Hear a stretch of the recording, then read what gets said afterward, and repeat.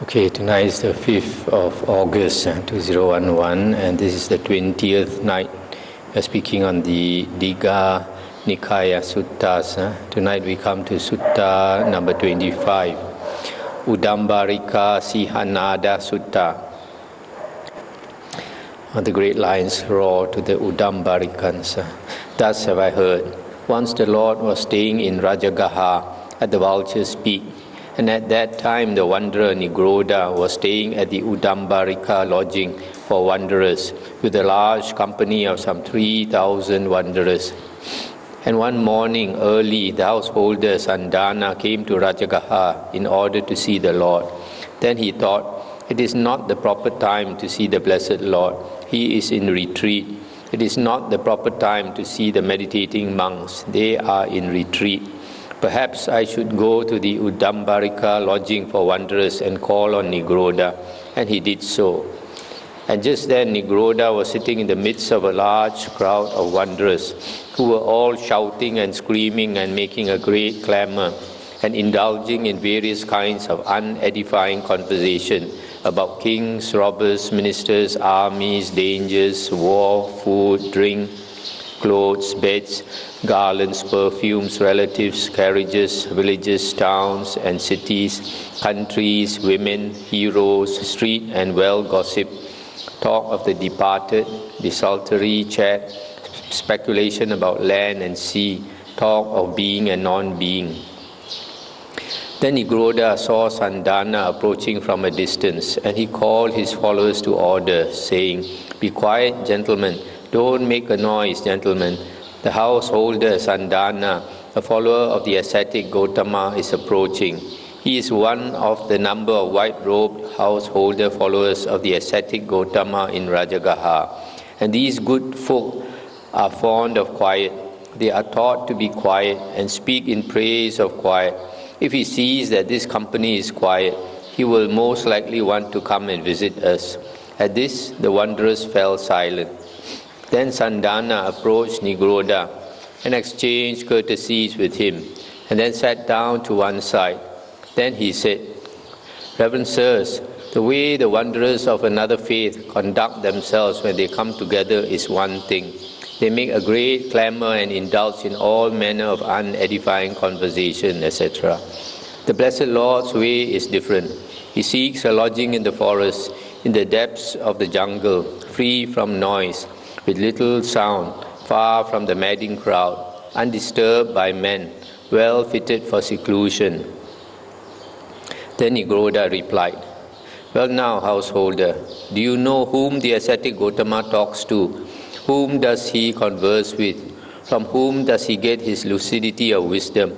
The ascetic Gotama's wisdom is destroyed by the solitary life. He is unused to assemblies. He is no good at conversation. He is right out of touch. Just as bison, circling round, keep to the fringes, so it is with the ascetic Gotama. In fact, householder, if the ascetic Gotama were to come to this assembly, we would baffle him with a single question. We would knock him over like an empty pot." Now the Lord, with his divine ear faculty, purified and surpassing human range, heard this exchange between Sandana and Nigroda, and descending from Vulture's Peak, he came to the peacock's feeding ground beside the Sumagada tank, and walked up and down there in the open air. Then Nigroda caught sight of him and called his company to order, saying, "Gentlemen, be quiet, be less noisy. The ascetic Gotama is walking up and down beside the Sumagada tank. He is fond of quiet and speaks in praise of quiet. If he sees that this company is quiet, he will most likely want to come and visit us. If he does so, we will put this question to him, 'Lord, what is this doctrine in which the Blessed Lord trains his disciples, and which those disciples whom he has so trained as to benefit from it recognize as their principal support and the perfection of the holy life?' At this, the wanderers were silent. Then the Lord approached Nigroda, and Nigroda said, "Come, blessed Lord, welcome, blessed Lord. At last the blessed Lord has gone out of his way to come here. Be seated, Lord. A seat is prepared." The Lord sat down on the prepared seat, and Nigroda took a low stool and sat down to one side. Then the Lord said to him, Nigroda, what was the subject of your conversation just now? What talk have I interrupted? Nigroda replied, Lord, we saw the Blessed Lord walking up and down at the peacock's feeding ground by the Sumagada tank, and we thought, if the ascetic Gotama were to come here, we could ask him this question, Lord, what is this doctrine in which the Blessed Lord trains his disciples, and which those disciples whom he has so trained as to benefit from it, recognize as their principal support and the perfection of the holy life? And the Buddha said, Nigroda, it is hard for you, holding different views, being of different inclinations, and subject to different influences, following a different teacher, to understand the doctrine which I teach my disciples. Come on then, Nigroda, ask me about your own teaching, about your extreme austerity. How are the conditions of austerity and self-mortification fulfilled, and how they are not fulfilled? At this the wanderers made a great commotion and noise, exclaiming, It is wonderful, it is marvelous, how great are the powers of the ascetic Gotama in holding back with his own theories and in inviting others to discuss theirs. Silencing them, Nigroda said, Lord, we teach the higher austerities, we regard them as essential, we adhere to them. Such being the case, what constitutes their fulfillment or non-fulfillment? And the Buddha said, suppose, Nigroda, a self-mortifier goes naked, uses no polite restraints, licks his hand, does not come or stand still when requested. He does not accept food out of the pot or pan, etc., as in Sutta number 8, verse 14. He wears coarse hem or mixed material, shrouds from corpses, rags from the dust heap. He is a plucker out of hair and beard, devoted to this practice. He is a covered thorn man, making his bed on them, sleeping alone in a garment of wet mud, living in the open air, accepting whatever seed is offered, one who drinks no water and is addicted to the practice, or he dwells intent on the practice of going to bed 3 times before evening. What do you think, Nigroda? Is the higher austerity thereby fulfilled or not? And Nigroda said, Indeed, Lord, it is fulfilled. And the Buddha said, but Nigroda, I maintain that this higher austerity can be faulted in various ways. Stop here for a moment.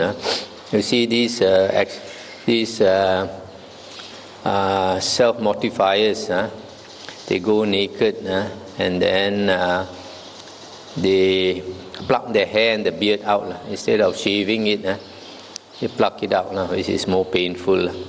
And then he sleeps on the thorns, covered thorns, and then sleep in a garment of wet mud or in the open air. Some of them drink no water, and then some of them,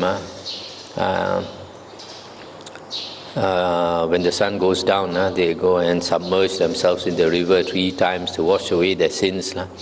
All these austerities just to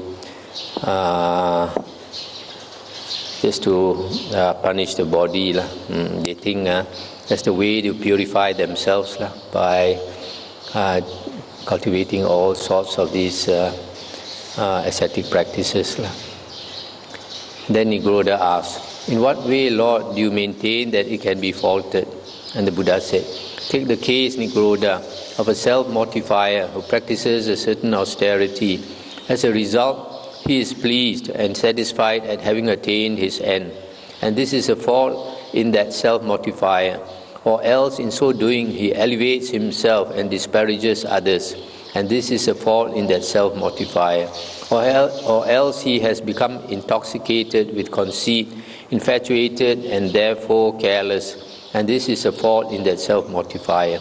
Again, a self-mortifier practices a certain austerity, and this brings him gains, honors and fame.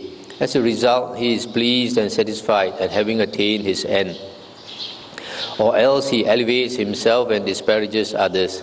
Or else he becomes intoxicated with conceit, infatuated and therefore careless. And this is a fault in that self-mortifier. Again, a self-mortifier practices a certain austerity, and he divides his food into 2 heaps, saying, "This suits me, that doesn't suit me." And what does not suit him, he eagerly rejects, while what suits him, he eats up greedily, recklessly and passionately, not seeing the peril, with no thought for the consequences. And this is a fault in the self-mortifier. Again, a self-mortifier practices a certain austerity for the sake of gains, honors and fame, thinking, "Kings and their ministers will honor me, Katyas and Brahmins and householders and religious teachers." And this is a fault in the self-mortifier. Again, a self-mortifier disparages some ascetic or Brahmins, saying, "See how he lives in abundance, eating all sorts of things. Whether propagated from roots, from stems, from joints, from cuttings, or fifthly from seeds, he chews them all up with the thunderbolt of a jaw of his, and they call him an ascetic." And this is a fault in the self-mortifier. Or he sees another ascetic or Brahmin being made much of by families, being honored and respected and worshipped, and he thinks, "They make much of that rich liver, they honor him, respect him and worship him, whereas I, who am a real ascetic and self-mortifier, gets no such treatment." Thus he is envious and jealous because of those householders. And this is a fault in that self-mortifier.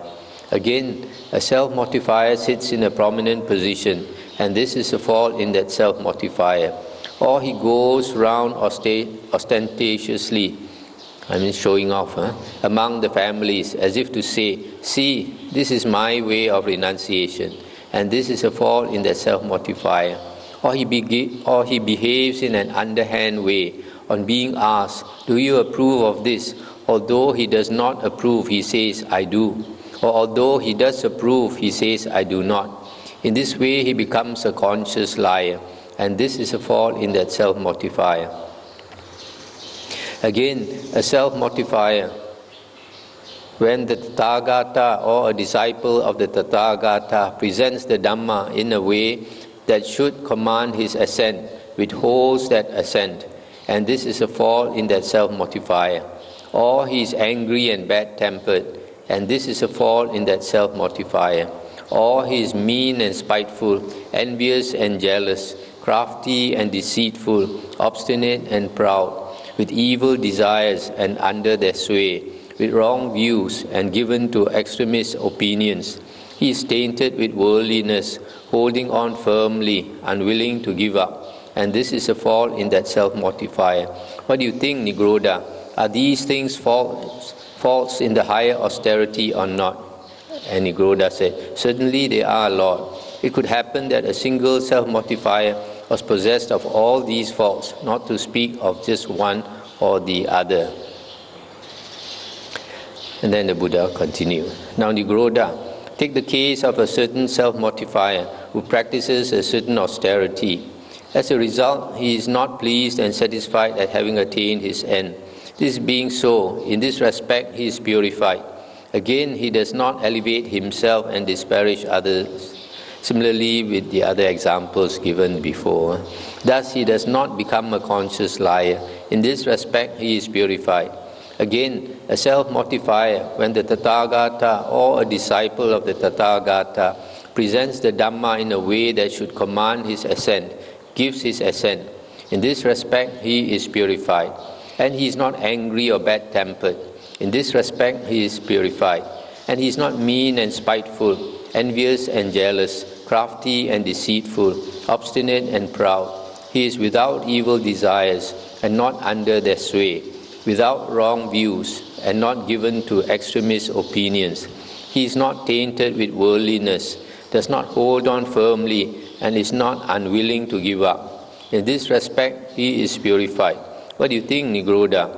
Is the higher austerity purified by these things or not? And Nigroda said, "Certainly it is, Lord. It attains its peak there, penetrating to the pith." And the Buddha said, "No, Nigroda, it does not attain its peak there, penetrating to the pith.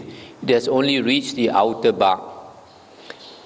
And then the Nigroda asked, "Well then, Lord, how does austerity attain its peak, penetrating to the pith. It would be good if the Blessed Lord were to cause my austerity to attain its peak, to penetrate to the pith. Stop here for a moment. After you see, the Buddha is leading this Nigroda to ask him these questions. And then the Buddha slowly teaches him what he wants to know, what the Buddha teaches his disciples, the higher path. Then the Buddha said, Nigroda, take the case of a self-mortifier who observes the fourfold restraint. And what is this? Here, a self-mortifier does not harm a living being, does not cause a living being to be harmed, does not approve of such harming. He does not take what is not given, or cause it to be taken, or approve of such taking.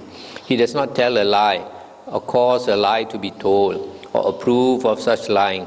He does not crave for sense pleasures, cause others to do so, or approve of such craving. In this way, a self-mortifier observes the fourfold restraint, and through this restraint, through making this his austerity, he takes an upward course and does not fall back into lower things. Stop here for a moment. Here, basically, the Buddha is talking about the four precepts: not to kill, not to take what is not given, not to commit sexual misconduct, and not to lie. But you see, the Buddha put it in a way that he suits this ascetic. The Buddha calls it the fourfold restraint, because for these ascetics, they have a lot of restraints. They use the word restraint instead of precept. Then he finds a solitary lodging at the root of a forest tree, in a mountain cave or gorge, a charnel ground, a jungle thicket, or in the open air on a heap of straw. Then, having eaten after his return from the alms round, he sits down cross-legged, holding his body erect, having established mindfulness before him. Abandoning hankering for the world, he dwells with a mind freed from such hankering, and his mind is purified of it. Abandoning ill will and hatred, he dwells with a mind freed from them, and by compassionate love for the welfare of all living beings, his mind is purified of them. Abandoning sloth and torpor, by the perception of light, mindful and clearly aware, his mind is purified of sloth and torpor. Abandoning restlessness and worry, and with an inwardly calm heart, his mind is purified of restlessness and worry. Abandoning doubt, he dwells with doubt left behind, without uncertainty as to what things are wholesome. His mind is purified of doubt. Having abandoned these five hindrances, and in order to weaken by insight the defilements of mind, he dwells, letting his mind, filled with loving kindness, pervade one quarter, then a second, then a third, then a fourth quarter. And so he continues to pervade the whole wide world, above, below, across, and everywhere, with a mind filled with loving kindness, extensive, developed, measureless, free from hatred and ill will. And he dwells, letting his mind fill with compassion, with joy, with equanimity, pervade one quarter, second, third, fourth quarter, extensive, developed, measureless, free from hatred and ill will. What do you think, Nigroda? Is the higher austerity purified by these things or not? And Nigroda says, certainly it is, Lord. It attains its peak there, penetrating to the pith. And the Buddha said, no, Nigroda, it does not attain its peak there. It has only penetrated to the inner bark. And Nigroda asked, well then, Lord, how does austerity attain its peak, penetrating to the pith? It would be good if the Blessed Lord were to cause my austerity to attain its peak, to penetrate to the pith. Stop here for a moment. You can see from here, the Buddha is very skillful. Basically, the Buddha wants to teach this Nigroda the real holy path, which is the charana, the practice of the holy life, the conduct of the holy life. But if he were to tell him straight away, this ascetic won't accept it so easily. He's so used to the ascetic practices, torturing himself. He thinks that's the highest. So the Buddha leads him to see that even you practice all these austerities, there are certain faults in it. And from there, the Buddha tells him how to go to a higher stage and then a higher stage. So now the Buddha is leading him into the real holy path. Nigroda, take the case of a self-mortifier who observes the fourfold restraint, free from hatred and ill will. He recalls various past lives. There my name was so and so, my caste was so and so. I experienced such and such painful conditions, pleasant and painful conditions. Having passed from there, sorry for a moment. So here actually, as mentioned in Sutta number 1, verse 131, it must be the charana, the conduct, the various stages, practicing sila, contentment, seclusion, sati sampajanya, mindfulness, and clear awareness, then the other things, and then abandoning the 5 hindrances, attaining the 4 jhanas, and then come to this psychic powers, remembering past lives. Having passed from there, arose here. Thus he remembers various past lives, their conditions and details. What do you think, Nigroda? Is the higher austerity purified by these things or not? And Nigroda said, certainly it is, Lord. It attains his peak there, penetrating to the pit.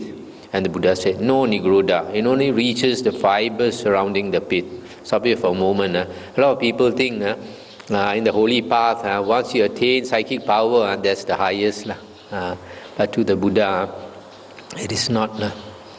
And then Nigroda asked, well then, Lord, how does austerity reach its peak, penetrating to the pit? It would be good if the Blessed Lord were to cause my austerity to attain its peak, to penetrate to the pit.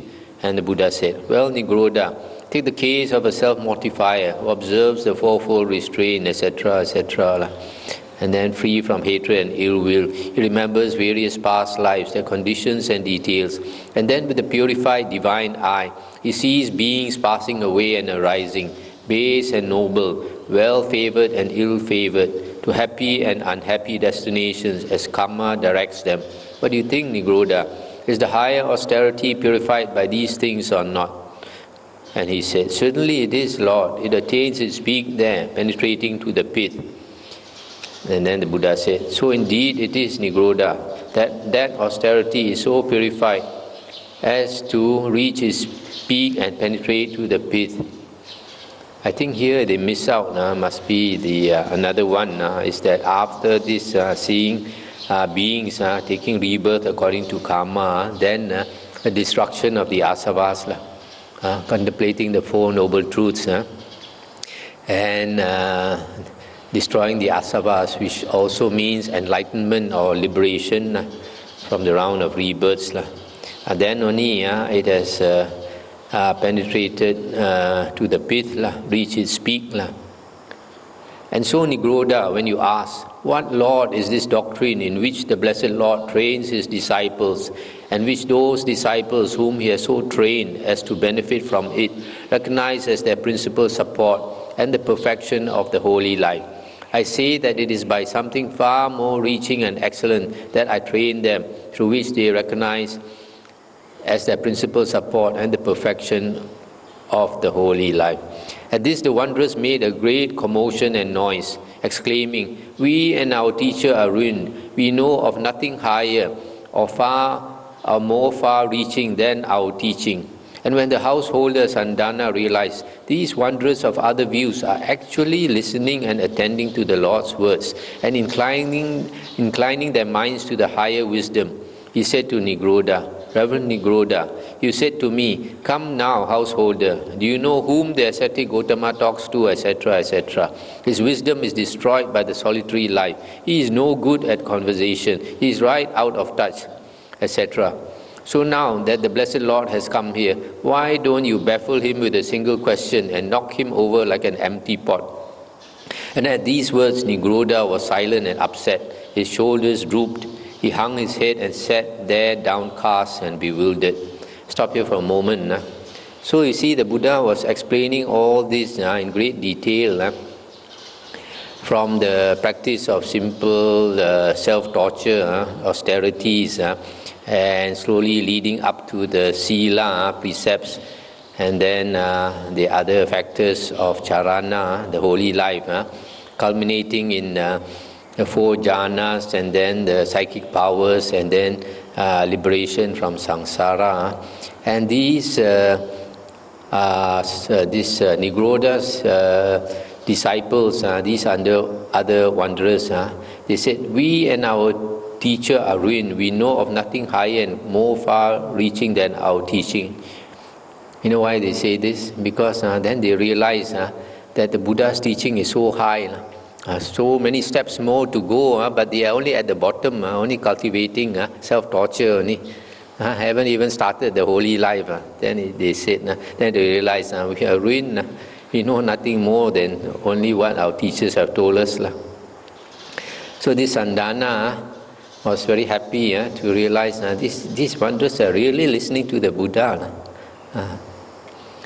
So, seeing the state he was in, the Lord said, is it true, Nigroda, that you said that? And he said, Lord, it is true that I said that, foolishly, mistakenly, and wickedly. And the Buddha said, what do you think, Nigroda?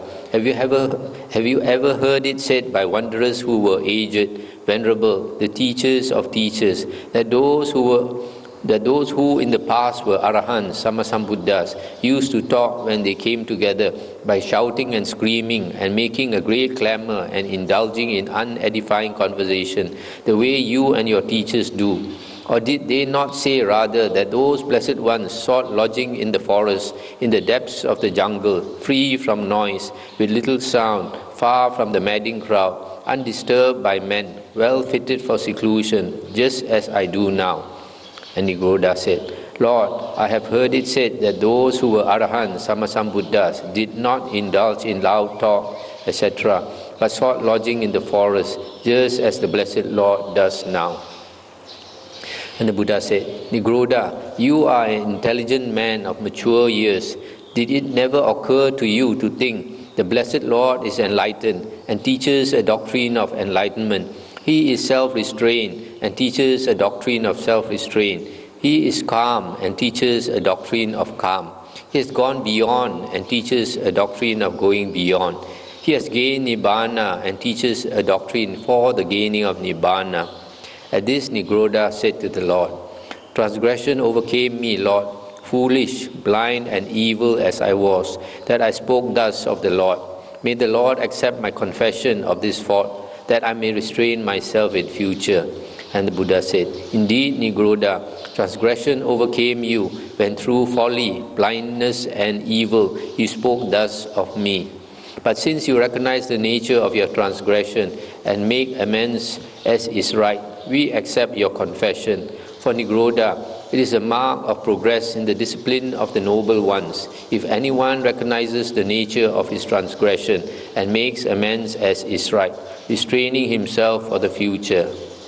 But Nigroda, I tell you this, let an intelligent man come to me who is sincere, honest, and straightforward, and I will instruct him. I will teach him Dhamma. If he practices what he is taught, then within 7 years he will attain in this life to that unequaled holy life and goal, for the sake of which young men of good family go forth from the household life into homelessness, by his own knowledge and realization, and he will abide therein. Let alone 7 years, in 6 years, 5, 4, 3, 2, 1 year, let alone 1 year, in 11 months, 10 months, 7 months, 6 months, 5, 4, 3, 2, 1 month, half a month, let alone half a month. In 7 days he can gain that goal. Nigroda, you may think the ascetic Gotama says this in order to get disciples, but you should not regard it like that. Let him who is your teacher remain your teacher. Or you may think he wants us to abandon our rules, but you should not regard it like that. Let your rules remain as they are. Or you may think he wants us to abandon our way of life, but you should not regard it like that. Let your way of life remain as it was.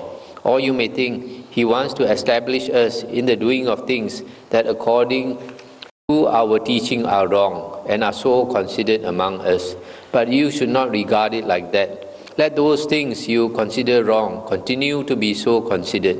Or you may think he wants to draw us away from things that according to our teaching are good and are so considered among us, but you should not regard it like that. Let whatever you consider right continue to be so considered. Nigroda, I do not speak for any of these reasons.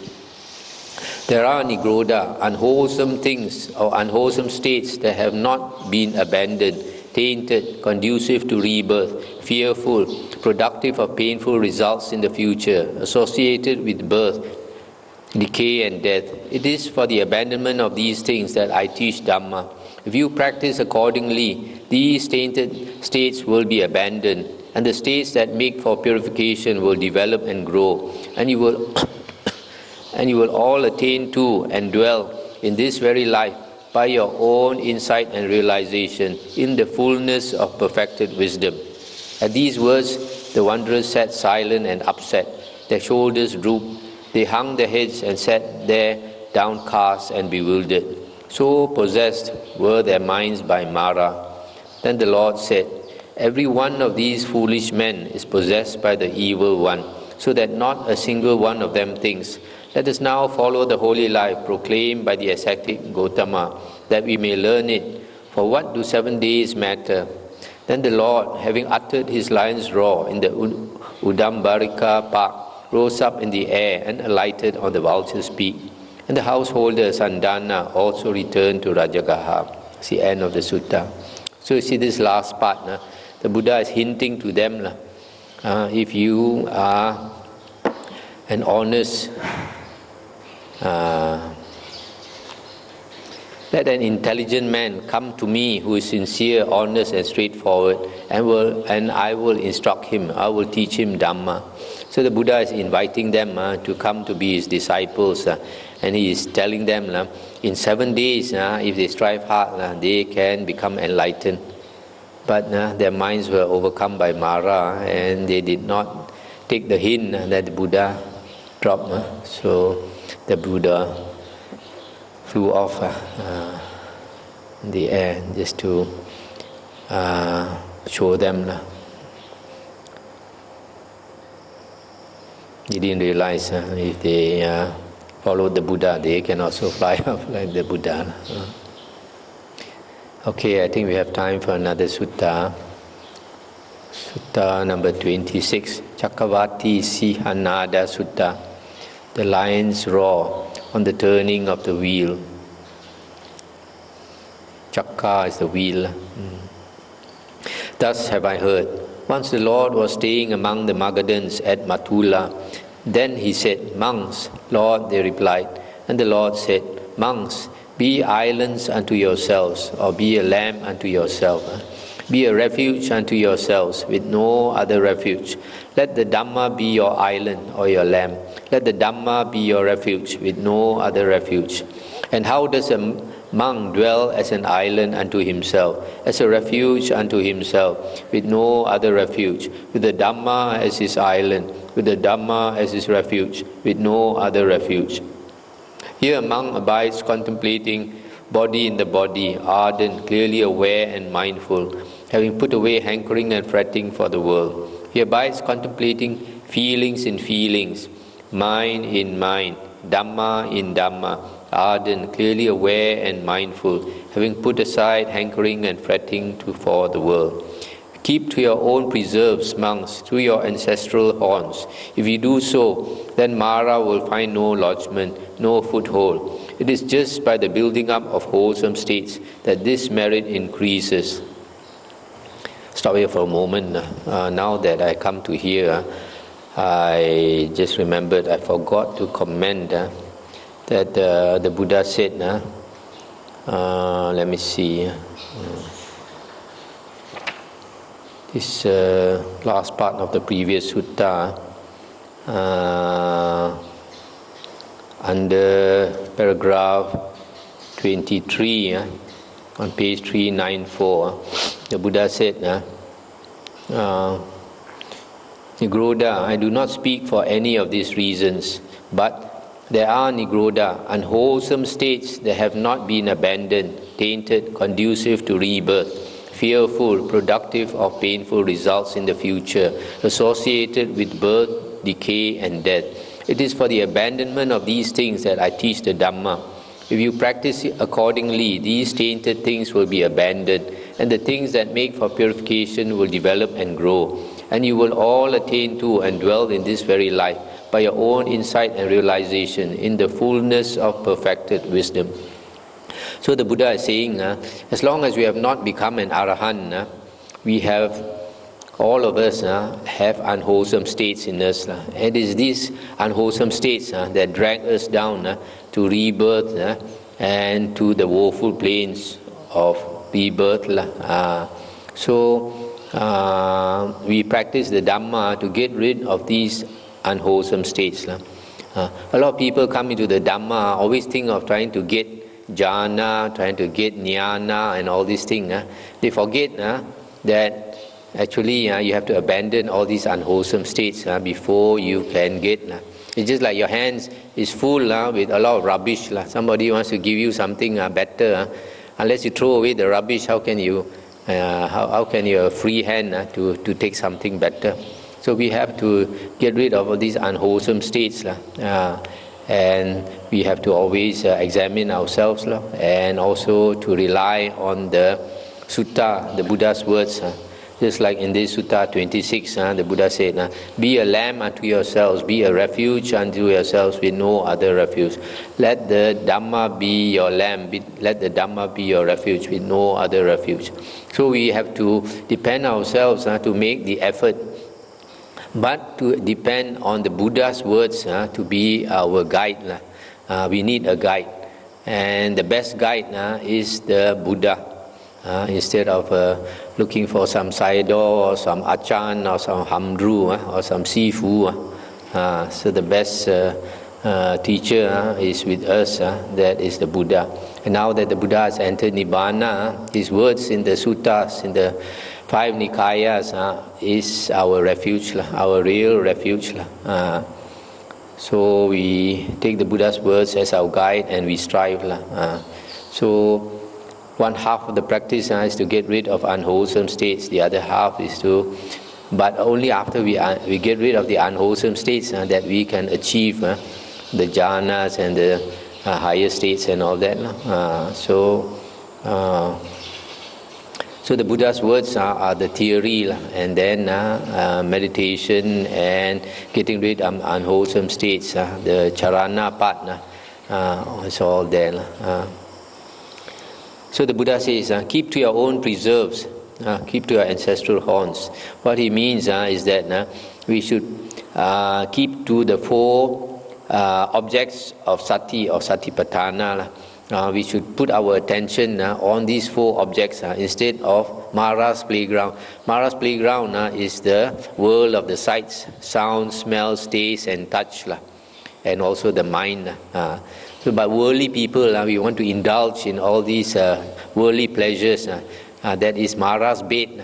Just as a fisherman, he wants to catch the fish. He puts a nice bait there for the fish to eat. And the greedy fish will gulp it, not knowing there's a hook inside. So in the same way, the sensual pleasures in the world, they have a hook in there. Once we swallow the sensual pleasures, later we have to pay with tears. Once monks, there was a wheel-turning monarch named Dalhanemi, a righteous monarch of the law, maybe the Dhamma, conqueror of the 4 quarters, who had established the security of his realm and was possessed of the 7 treasures. These are the wheel treasure, elephant treasure, horse treasure, jewel treasure, woman treasure, householder treasure, and a 7th, the counselor treasure. He has more than 1,000 sons who are heroes of heroic stature, conquerors of the hostile army. He dwells, having conquered this sea-girt land without stick or sword, by the law or Dhamma, etc., as in Sutta 3, verse 1.5. And after many hundreds and thousands of years, King Dalhanemi said to a certain man, "My good man, whenever you see that the sacred wheel treasure has slipped from its position, report it to me. Yes, sire, the man replied. And after many hundreds and thousands of years, the man saw that the sacred wheel treasure had slipped from its position. Seeing this, he reported the fact to the king. Then King Dalhanemi sent for his eldest son, the crown prince, and said, "My son, the sacred wheel treasure has slipped from its position, and I have heard say that when this happens to a wheel-turning monarch, he has not much longer to live. I have had my fill of human pleasures. Now is the time to seek heavenly pleasures. You, my son, take over control of this ocean-bounded land. I will shave off my hair and beard, don yellow robes, and go forth from the household life into homelessness." And having installed his eldest son in due form as king, King Dalhanemi shaved off his hair and beard, donned yellow robes, and went forth from the household life into homelessness.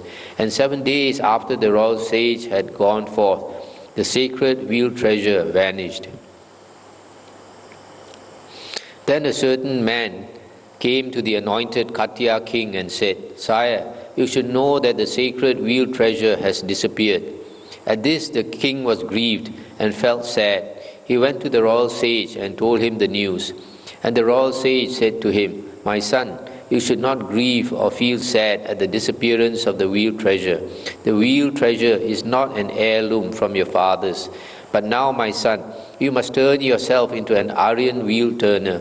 And then it may come about that if you perform the duties of an Aryan wheel turning monarch, on the fast day of the 15th, when you have washed your head and gone up to the veranda on top of your palace for the fast day, the sacred wheel treasure will appear to you, thousand-spoked, complete with fellow hub and all appurtenances."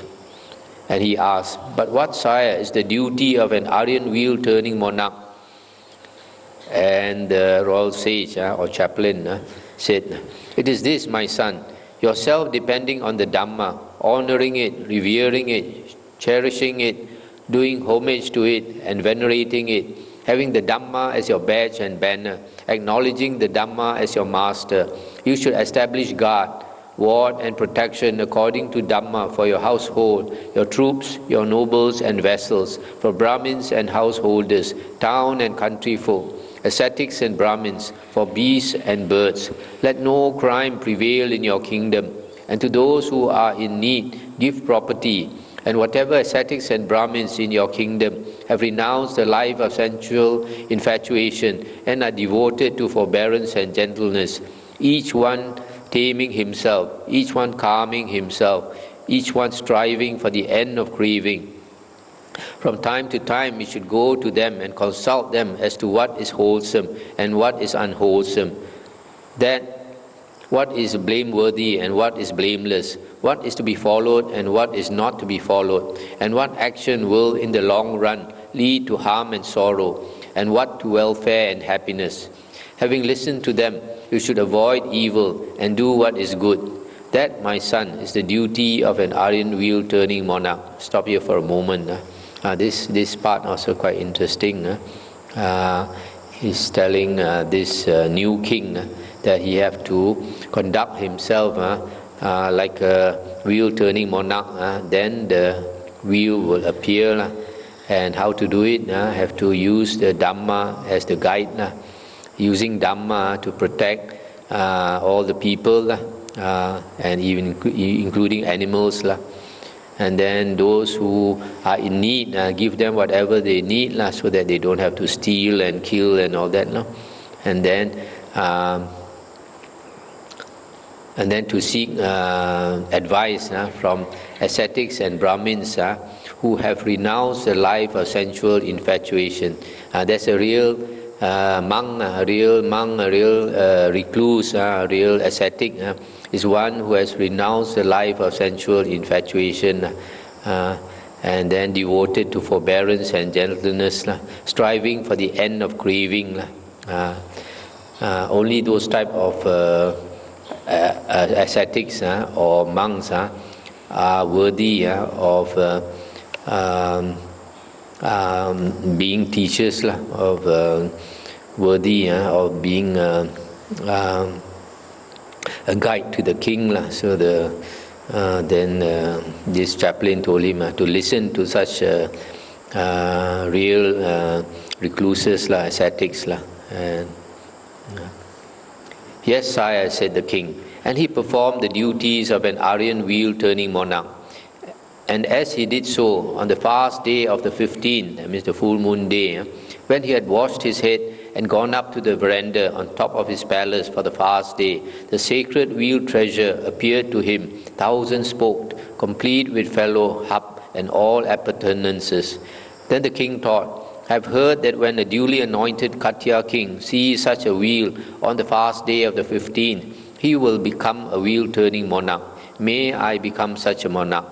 Then rising from his seat, covering one shoulder with his robe, the king took a gold vessel in his left hand, sprinkled the wheel with his right hand, and said, May the noble wheel treasure turn, may the noble wheel treasure conquer. The wheel turned to the east, and the king followed it with his fourfold army. And in whatever country the wheel stopped, the king took up residence with his fourfold army. And those who opposed him in the eastern region came and said, Come, your majesty, welcome, we are yours, your majesty, rulers, your majesty. And the king said, Do not take life. Do not take what is not given. Do not commit sexual misconduct. Do not tell lies. Do not drink strong drink. Be moderate in eating. And those who had opposed him in the eastern region became his subjects. Then the wheel turned south, and similarly, the same thing happened in west and north. Then the wheel treasure, having conquered the lands from sea to sea, returned to the royal capital and stopped before the king's palace as he was trying a case, as if to adorn the royal palace. And the second wheel-turning monarch did likewise. And a third, a fourth, a fifth, a sixth, and the seventh king also. So this happened, one king after another, for 7 generations. And then the wheel slipped from its position, and 7 days after the royal sage had gone forth, the wheel disappeared. Then a man came to the new king and said, Sire, you should know that the sacred wheel treasure has disappeared. At this the king was grieved and felt sad, but he did not go to the royal sage and ask him about the duties of a wheel-turning monarch. Instead, he ruled the people according to his own ideas, and being so ruled, the people did not prosper as well as they had done under the previous kings who had performed the duties of a wheel-turning monarch. Then the ministers, councillors, treasury officials, guards and doorkeepers and chanters of mantras came to the king and said, Sire, as long as you rule the people according to your own ideas and differently from the way they were ruled before under previous wheel-turning monarchs, the people do not prosper so well. Sire, there are ministers in your realm, including ourselves, who have preserved the knowledge of how a wheel-turning monarch should rule. Ask us, your majesty, and we will tell you. Then the king ordered all the ministers and others to come together, and he consulted them. And they explained to him the duties of a wheel-turning monarch. And having listened to them, the king established guard and protection. But he did not give property to the needy. And as a result, poverty became rife. With the spread of poverty, a man took what was not given, thus committing what was called theft. They arrested him and brought him before the king, saying, Your Majesty, this man took what was not given, which we call theft. The king said to him, Is it true that you took what was not given, which is called theft? And he said, It is, Your Majesty. And the king asked, Why? And he answered, Your Majesty, I have nothing to live on. Then the king gave the man some property, saying, With this, my good man, you can keep yourself, support your mother and father, keep a wife and children, carry on a business, and make gifts to ascetics and Brahmins, which will promote your spiritual welfare and lead to a happy rebirth with pleasant results in the heavenly sphere. And he said, Very good, Your Majesty, replied the man. And exactly the same thing happened with another man. Then people heard that the king was giving away property to those who took what was not given, and they thought, Suppose we were to do likewise. And then another man took what was not given, and they brought him before the king. The king asked him why he had done this, and he replied, Your Majesty, I have nothing to live on. Then the king thought, if I give property to everybody who takes what is not given, this theft will increase more and more. I had better make an end of him, finish him off once for all, and cut his head off. So he commanded his men, bind this man's arms tightly behind him with a strong rope, shave his head closely, and lead him to the rough sound of a drum, through the streets and squares, and out through the southern gate, and there finish by inflicting the capital penalty and cutting off his head. And they did so. Hearing about this, the people thought, Now let us get sharp swords made for us, and then we can take from anybody what is not given.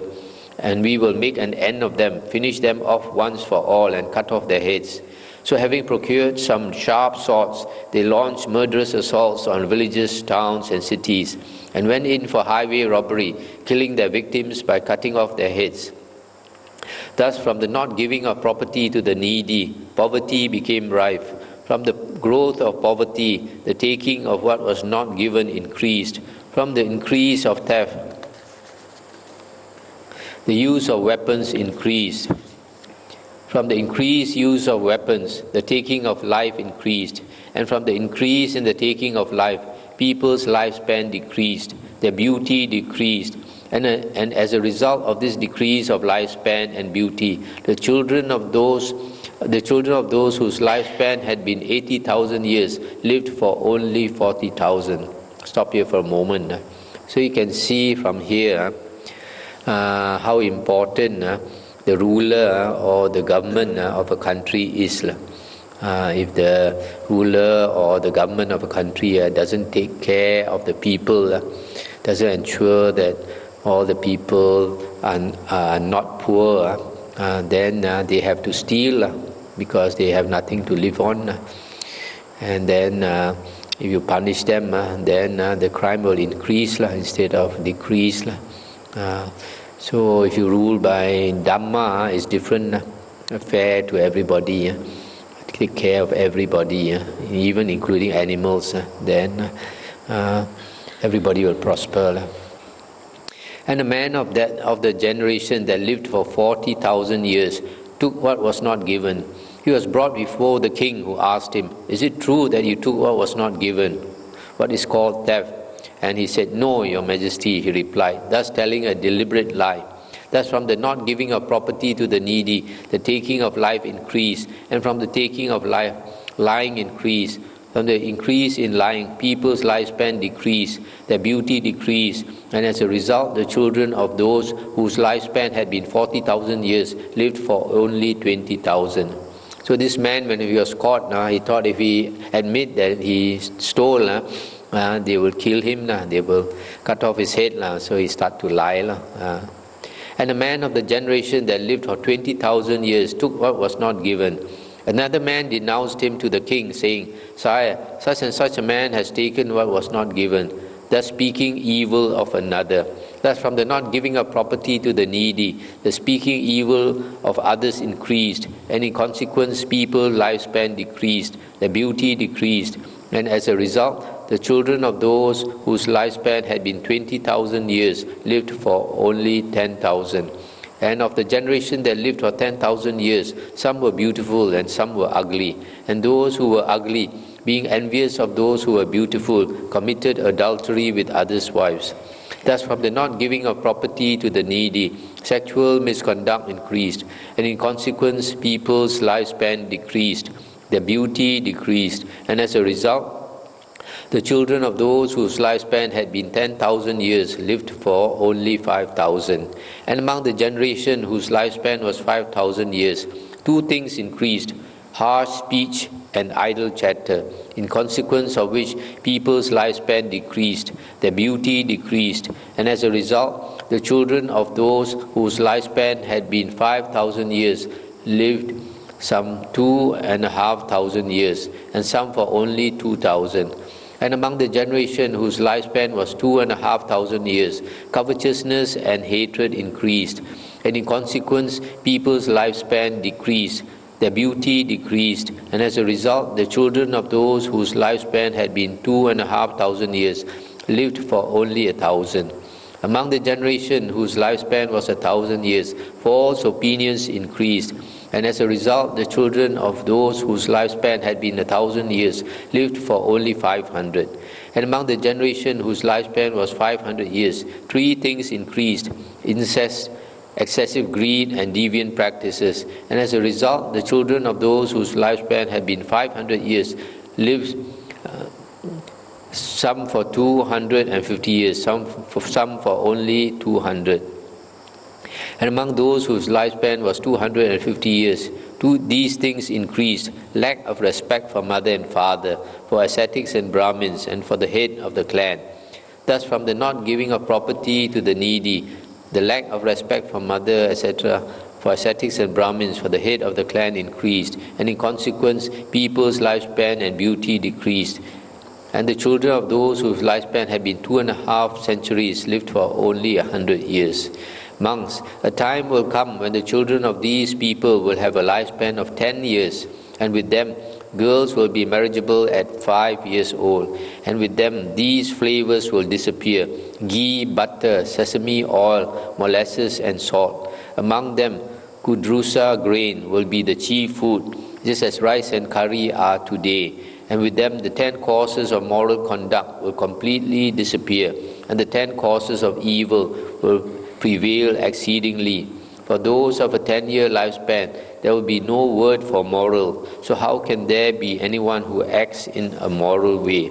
Those people who have no respect for mother and father, for ascetics and Brahmins, for the head of the clan, will be the ones who enjoy honor and prestige, just as it is now the people who show respect for mother and father, for ascetics and Brahmins, for the head of the clan, who are praised and honored. So he will be with those who do the opposite. Stop here for a moment. So you see, because of greed and hatred and all these unwholesome states multiply, and when unwholesome states, unwholesome actions increase, then the world changes accordingly, according to karma. The world, and including lifespan of people, keep decreasing down to a minimum of 10 years. The Buddha's teachings, human lifespan can vary from 10 years up to a maximum of 80,000 years. So when it's 10 years old, a lot of the nice things would have disappeared. At that time, people will do the 10 evils. One of the 10 evils, breaking all the 10 precepts, all the unwholesome actions they do. First one, concerning the body, there are 3. They will kill, they will steal, they will have sexual misconduct. And then 4 are verbal, they will lie, they will carry tales to cause disharmony. They will speak coarse or vulgar words, and they will engage in idle gossip. And then 3, concerning the mind, they have excessive greed. And number 2 is ill will, excessive ill will, a lot of anger and hatred. And number 3, they have wrong view, don't believe in karma vipaka, don't believe that there are destinations of rebirth, that they are holy men.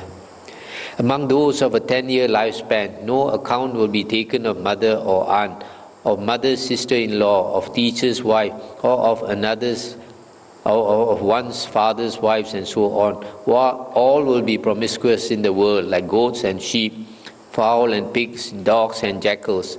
Among them, fierce enmity will prevail one for another, fierce hatred, fierce anger, and thoughts of killing.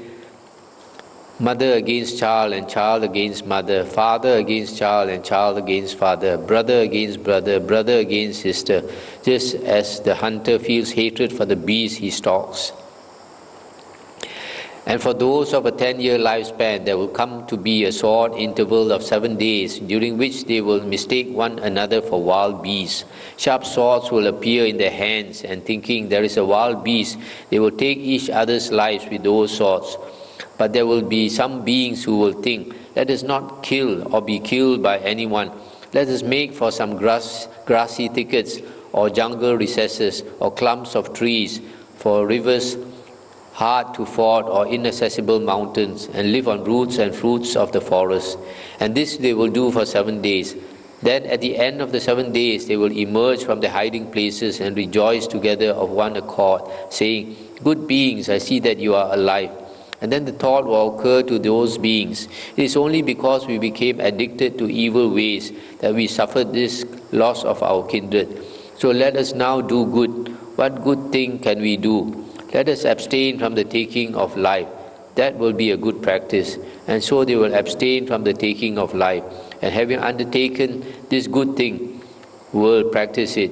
And through having undertaken such wholesome things or states, they will increase in lifespan and beauty. And the children of those whose lifespan was 10 years will live for 20 years.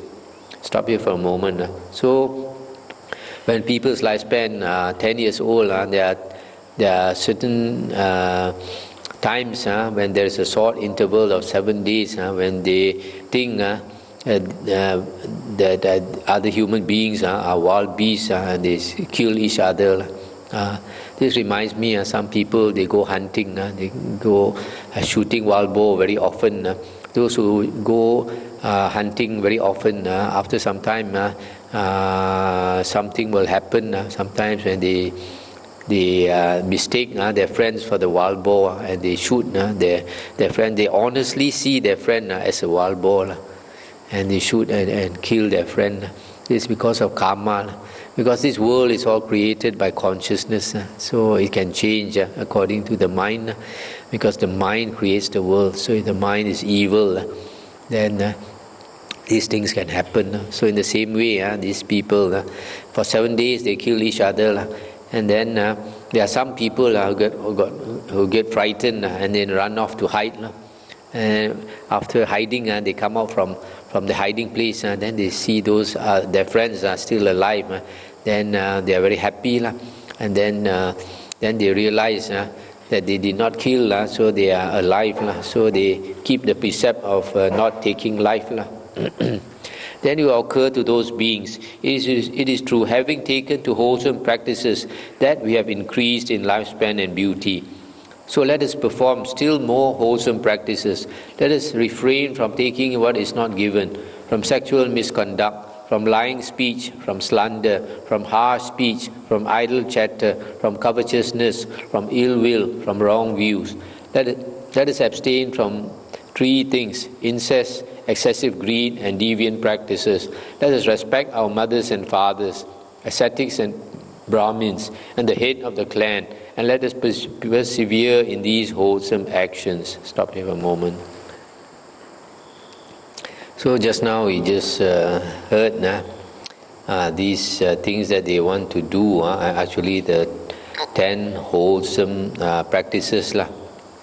First one, not to kill. Second, not to take what is not given. 3, not to engage in sexual misconduct. Number 4, not to lie. Number 5, not to slander. Number 6, not to use harsh speech. Number 7, refrain from idle chatter. Number 8, from covetousness. Number 9, from ill will. And number 10, from wrong views. And so they will do these things, and on account of this, they will increase in lifespan and in beauty. The children of those whose lifespan is 20 years will live to be 40. Their children will live to be 80. Their children to be 160. Their children to be 320. Their children to be 640. The children of those whose lifespan is 640 years will live for 2,000 years. Their children for 4,000. Their children for 8,000. Their children for 20,000. The children of those whose lifespan is 20,000 years will live to be 40,000, and their children will attain to 80,000 years.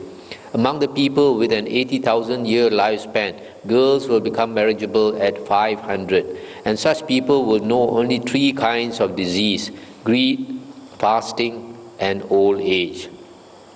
And in the time of those people, this continent of Jambudvipa, that means probably this referring to the earth or to India, will be powerful and prosperous, and villages, towns and cities will be but a cock's flight one from the next. I mean, so near A cock can fly across. This Jambudipa, like Avicii, will be as thick with people as the jungle is thick with reeds and rushes. At that time, Varanasi of today will be a royal city called Cakkavatti, powerful and prosperous, crowded with people and well supplied. In Jambudipa, there will be 84,000 cities, headed by Cakkavatti as the royal capital. And in the time of the people with an 80,000 year lifespan, there will arise in the capital city of Cakkavatti a king called Sanka, a wheel-turning monarch, a righteous monarch of the Dhamma, conqueror of the four quarters, etc. And in that time of the people with an 80,000 year lifespan, there will arise in the world a blessed Lord, Arahant Sammasambuddha, named Mahathera, endowed with wisdom and conduct, a well-farer, knower of the worlds, incomparable trainer of men to be tamed, teacher of gods and humans, enlightened and blessed, just as I am now. Stop here for a moment. So here the Buddha is predicting that the next Buddha will appear when people's lifespan is 80,000 years long. In Pali, his name is Mahathera. In Sanskrit, is Maitreya. He will thoroughly know by his own super knowledge and proclaim this universe with its devas and maras and brahmas, its ascetics and brahmins, and this generation with its princes and people, just as I do now. He will teach the Dhamma, lovely in its beginning, lovely in its middle, lovely in its ending, in the spirit and in the letter, and proclaim, just as I do now, the holy life in its fullness and purity. He will be attended by a company of thousands of monks, just as I am attended by a company of hundreds. Then King Sanka will re-erect the palace once built by King Mahapanada, and having lived in it, will give it up and present it to the ascetics and Brahmins, the beggars, wayfarers, the destitute. Then shaving off hair and beard, he will don yellow robes and go forth from the household life into homelessness under the supreme Buddha Mahathera.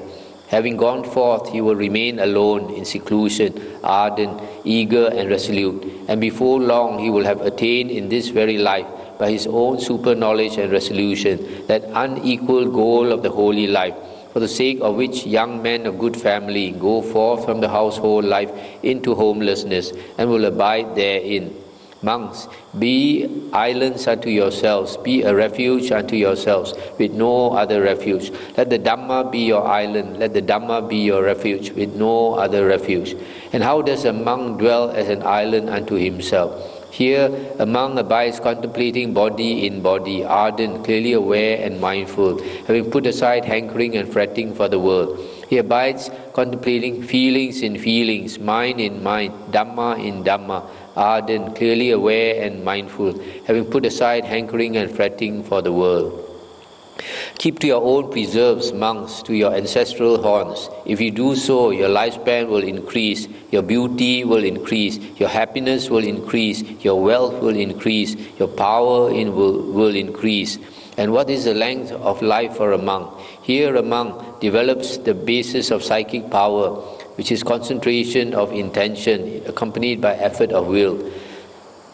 And then concentration of energy, concentration of consciousness, concentration and investigation, all accompanied by effort of will. By frequently practicing these four bases of psychic power, he can, if he wishes, live for a kappa, aeon, or world cycle, or the remaining part of a kappa.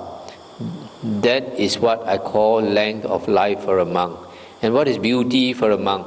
Here a monk practices right conduct, is restrained according to the Vinaya, is perfect in behavior and habits, sees danger in the slightest fault, and trains in the rules of training he has undertaken.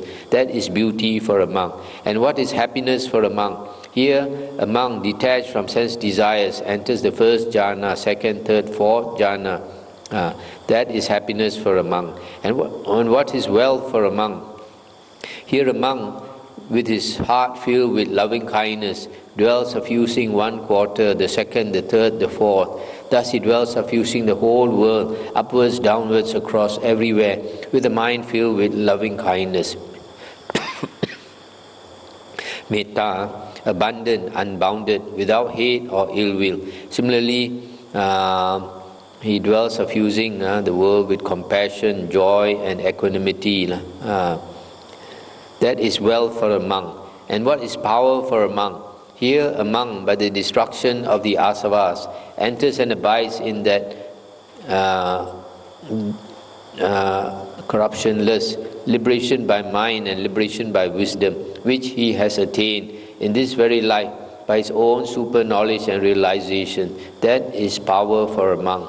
Monks, I do not consider any power so hard to conquer as the power of Mara. It is just by this building up of wholesome states that this merit increases. Thus the Lord spoke, and the monks were delighted and rejoiced at his words. That's the end of the sutta.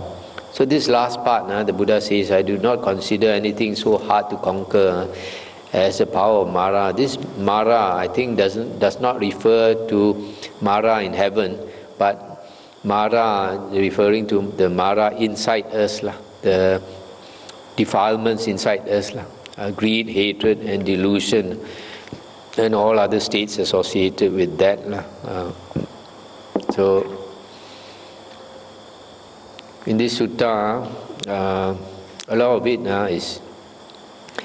is a worldly Dhamma, but there's some very good advice, like be a lamb unto yourself, be a refuge unto yourself with no other refuge. Take the Dhamma as your lamb, take the Dhamma as your refuge with no other refuge. Always remember this. Depend on your own efforts and depend on the Buddha's words as the guide.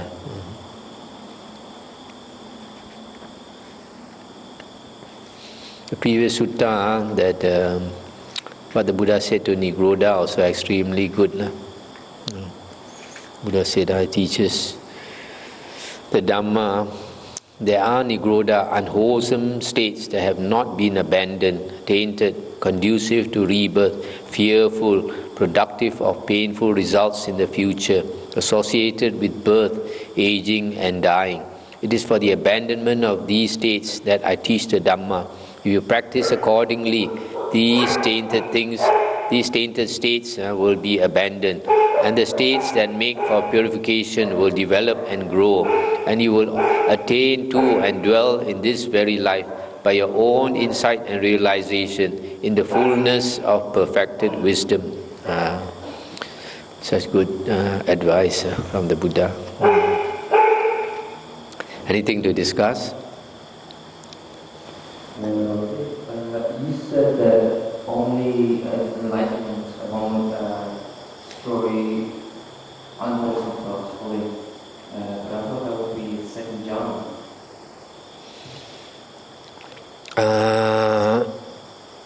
Second jhana is called the state of Aryan silence because the thoughts do not arise. The mind is so concentrated, the thoughts do not arise. But all the unwholesome states, the roots are all still there. You have not pulled out the roots yet. So only the Arahant has pulled out all the roots.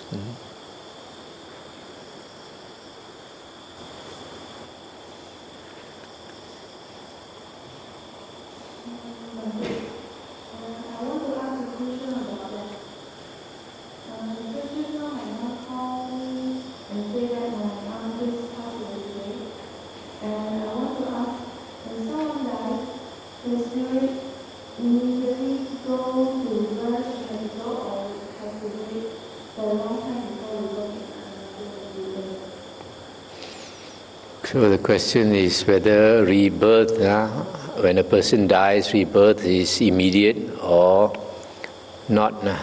Okay.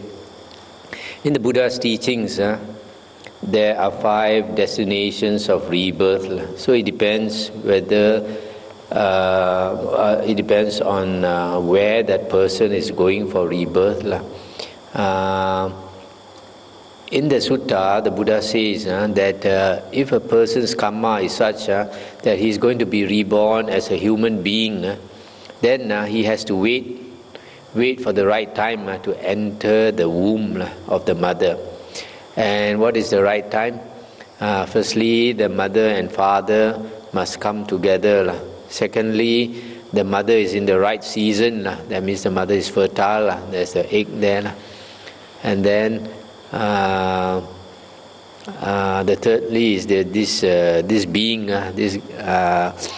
being also called the Gandhabba, and some books call it the intermediate body, is present, waiting to enter the womb. So a person who is going to be reborn as a human being has to wait.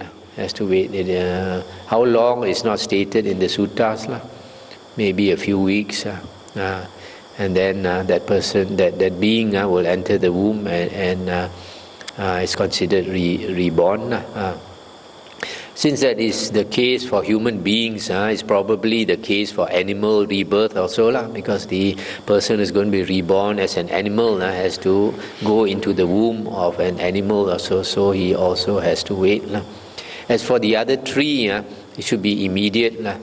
There is a sutta where it is mentioned that if a being's karma is so bad that on dying he has to go to hell, then the hell beings will come up and drag him down to hell. So that is immediate. The hell beings are not going to wait for him to take a holiday. So I have met somebody who told me that the father saw these beings waiting for him just a few days before dying, and so that is hell rebirth. And rebirth in the ghost realm should also be immediate. I've heard from some devotee that the relative auntie, 2 days before dying, the Dracula teeth appeared, and immediately after dying the Dracula teeth disappeared, which means 2 days before her actual death she already taken the form of a ghost, but still in the human body, and then once the person died, then the ghost form also disappeared. And then heaven rebirth, there are some people who are reported to remember their previous life, and then they said when they were dying they saw this chariot from heaven come down to bring them up to heaven. So that would also be immediate. So for heaven rebirth is immediate, for ghosts and for hell rebirth, these three are immediate. Whereas for human rebirth and animal rebirth, they have to wait. Okay.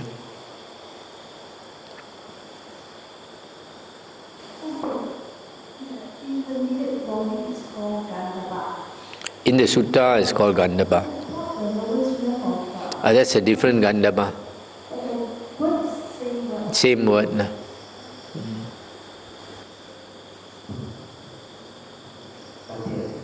We related that people come to meditation, they want different kind of things, for example, jhana and jnana. It seems that you say that this kind of desire is unwholesome. Is that true? And it's quite,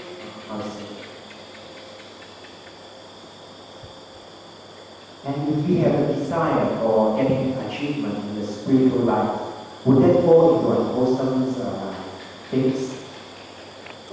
The desire to attain jhana is not unwholesome. But if the desire is too strong, then the person cannot get. You got to balance it with equanimity, balance it with wisdom. There is the first sutta of the Samyutta Nikaya. The Buddha said, I forgot his exact words, but he said something, when he strove too hard, he was swirled around, and when he stood still, he sank, and then without striving too hard and without resting, he crossed to the other shore. What he meant was too much effort is no good. Too much effort defeats the purpose.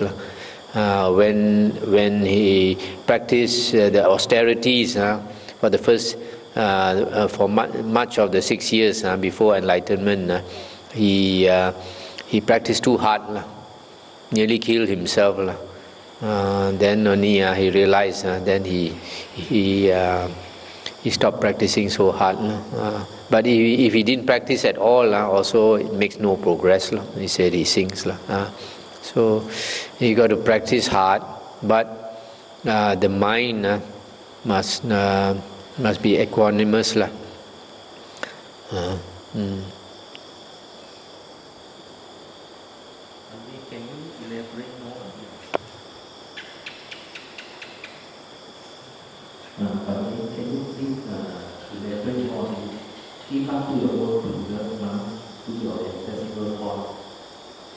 This one I mentioned before. The Buddha says, is telling the monks to keep to your ancestral horns, referring to the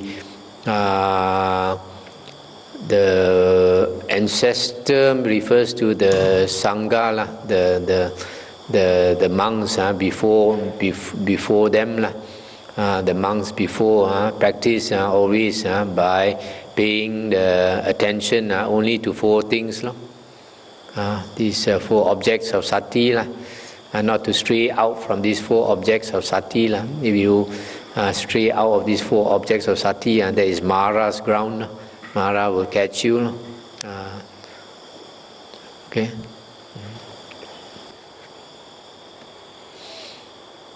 This part now also very good. The Buddha said, monks, I do not consider any power so hard to conquer as the power of Mara. It is just by this building up of wholesome states that this merit increases. So Mara is extremely strong. When you want to practice, you find a lot of obstacles come up. When you don't practice, don't seem like there's any obstacles. The more you want to practice, the more obstacles come up. So it's a test of sincerity. There are some people, they want to renounce, and when they start telling people, telling their relatives or friends, more obstacles come up. So from my experience, when I wanted to renounce, I kept it very quiet, never tell anyone.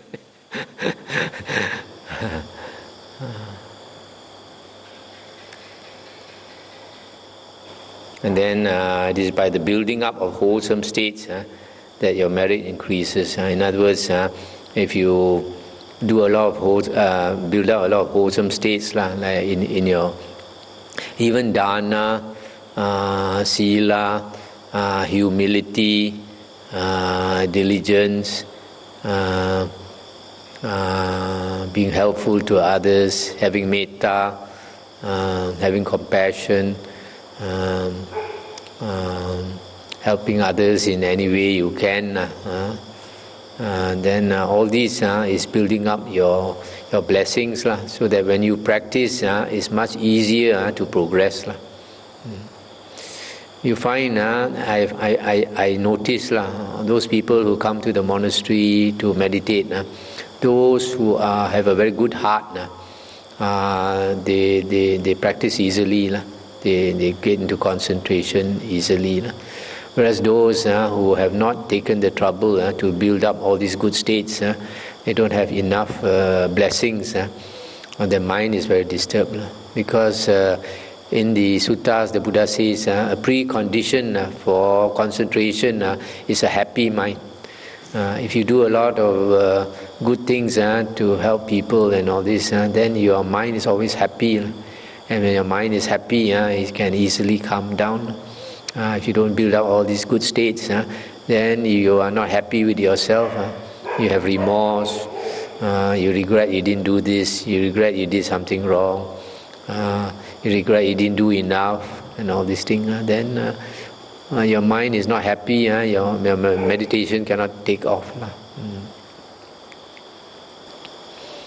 Okay, shall we end here?